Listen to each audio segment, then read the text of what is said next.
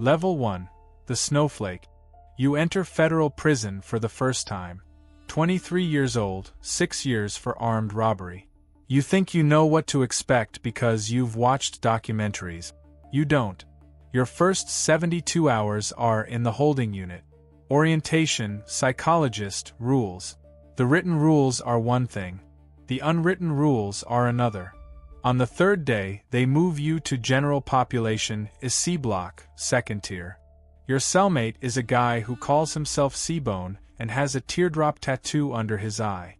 He doesn't talk to you for the first 3 days. On the fourth day, he says, "What are you, a snowflake?" Snowflake. Fresh meat. Someone who hasn't picked a side yet.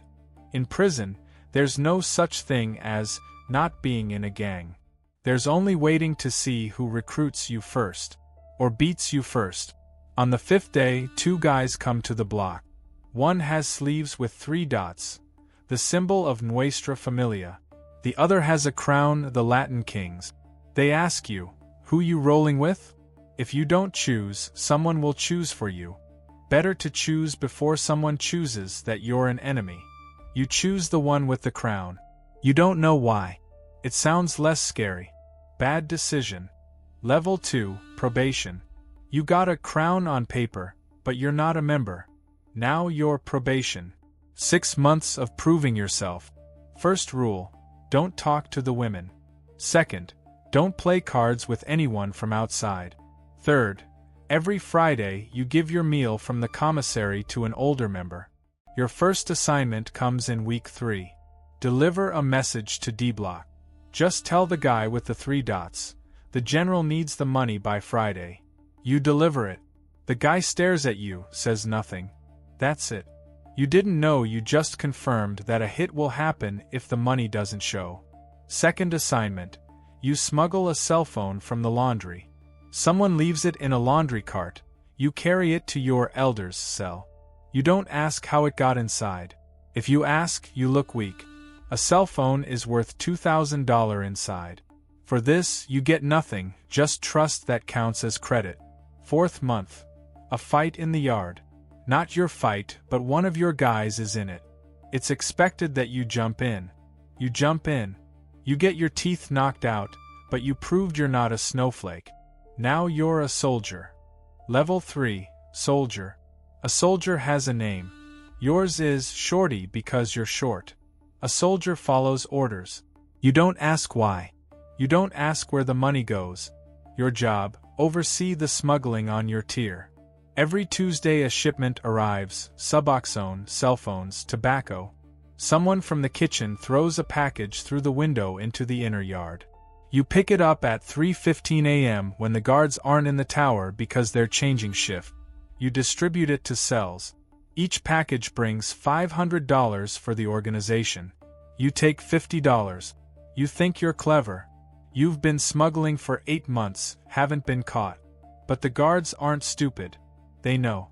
They're just waiting for enough to pile up for a big bust. Your number in the system is flagged. In the prison administration, you're marked as potential OZG member, organized prison group. That means every call, every visit, every transaction goes into a special file. You don't know this. You think you're invisible. Level 4, block boss. 2 years pass. The older member who ran the block got sent to solitary after he stabbed someone in a fight. The role falls to you, you become block boss. Now you assign the jobs, you collect the money, you negotiate with other gangs about territory lines. Your job is to keep the smuggling running without incident. That means paying off guards. Not directly, through lawyers who deposit money into outside accounts. Your girlfriend, the one you've been messaging through smuggled phones, once a month withdraws $300 from a Western Union and leaves it in a locker at a bus station. Someone else picks it up. You don't know who. You're not supposed to know. The first time something goes wrong, one of your soldiers smuggles a real gun, an actual pistol, not a homemade knife. You didn't know. No one asked you. But when the cell search finds the weapon, the responsibility falls on you. You get 30 days in solitary. Solitary is school. In there, you can't talk to anyone, but you can think. You realize you're now too deep to get out. Your name is in the files. If you try to leave the gang, there's only one way out: dead. Level 5, Lieutenant. You come out of solitary. The gang gives you a new role, Lieutenant. Now you don't touch the product. You don't smuggle. Now you're management. Your job is to settle dispute. Someone owes money. Someone talked to women from the other side. Someone needs to fix their attitude. You get an order. Shorty, the driver in the kitchen, is $3,000 behind. He hasn't paid in 2 months. Handle it. The driver is a fat crip who doesn't belong to anyone. Doesn't matter. You find him in the yard. You tell him he's got a week. He says he doesn't have it. You say someone else will come if he doesn't. 3 days later, the driver is found in the showers with his throat cut. You didn't do it, but your word was enough. Now you're a killer in the eyes of the system, and in your own. Another year passes. You become senior lieutenant. You control 3 blocks. You have 10 soldiers. The money flowing through your hands is $20,000 a month. You keep $2,000. The rest goes to the general. Level 6, the general. The general doesn't exist in population. The general is in solitary. There he spends 23 hours a day, but from that cell he runs everything. Letters in coded language. Legal visits that actually carry orders. Cell phones smuggled even into solitary. You are now the general. Not because you wanted it, but because the old general got life without parole and was transferred to ADX Florence, and you were the only one with enough years in the organization and enough silent murders on your soul to take over. From solitary, you direct a war against Nuestra Familia because last month they killed 2 of your guys on the yard.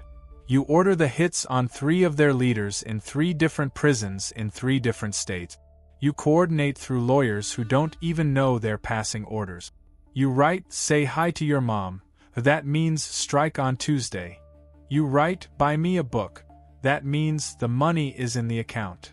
You think you're untouchable. The FBI has had a listening device in solitary for 8 months. Every coded conversation has been decoded.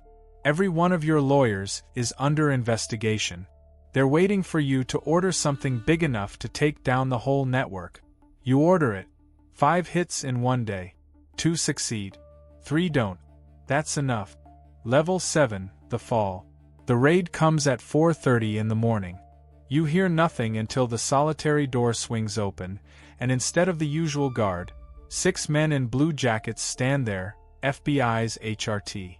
You're in cuffs before you realize you're no longer the general. Now you're defendant number 4 in a federal indictment that includes 17 people, 12 murders, drug trafficking, and leading a criminal enterprise. They transfer you to the county jail for trial. There, you have no status. The guards call you by your number. Former soldiers won't look you in the eye. Some of them testify against you for reduced sentences. The trial lasts 3 weeks. Your federal defender has no chance against the recordings, the testimony, the financial trail. You get 45 years. The judge says, no parole. They send you back to the federal system. But not to your old prison. To a maximum security unit 1,000 miles away. There's no gang there. None of your people. In that place, you're just another former general with no army. Snowflake again.